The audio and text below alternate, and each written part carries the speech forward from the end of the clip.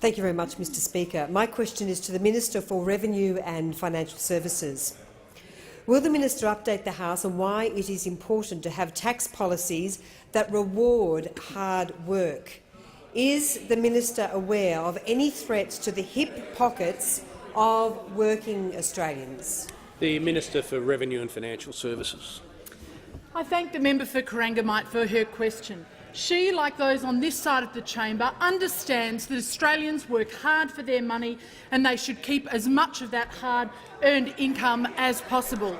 They understand on this side of the chamber, as we do as a government, that it is not the government's money, it is the individual's money. And that is why I'm happy to note here in this chamber the government's historical personal income tax plan that allows individuals to keep more of their hard-earned income that they work for, whilst also guaranteeing the essential services that Australians rely on.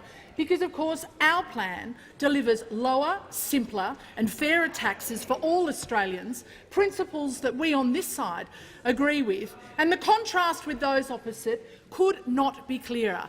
They are for higher, bigger and more taxes. That is something that unites every single one of them.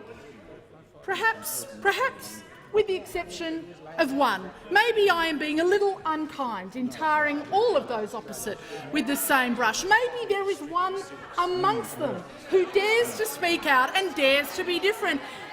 And I just want to highlight the member for Grayndler. Of course, the member for Grayndler, he is so aspirational. He last Friday broke ranks with those opposite and said that Labor should celebrate the importance of individual enterprise and the efforts and the importance of the business community. Now, I kept reading through his speech, and I'm a little sad to say that there wasn't terribly much more that I could agree with, because, of course, he talked about the fact that the Labor Party is not a single-issue party. But, of course, the Labor Party is a single-issue party. It is the party of higher taxes. This is, in fact, something that motivates them. This is something that they truly believe in. And let's consider the evidence. Labor will raise taxes for small business and family enterprise. They are going to raise those taxes. For those people who want to earn or who aspire to earn more than $90,000, they will pay higher taxes under the Labor Party. They will increase taxes for those people who have got superannuation accounts and investments. And if you happen to survive the tax tsunami that those opposite would like to wreak upon the Australian people, when you retire, they will come after you as well, and they will deny you your tax refunds.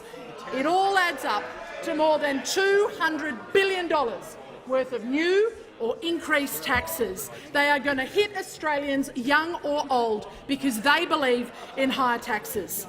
The government knows that the income earned by those Australians who work hard for their income deserve to keep as much of it as possible. Those opposite would deny it.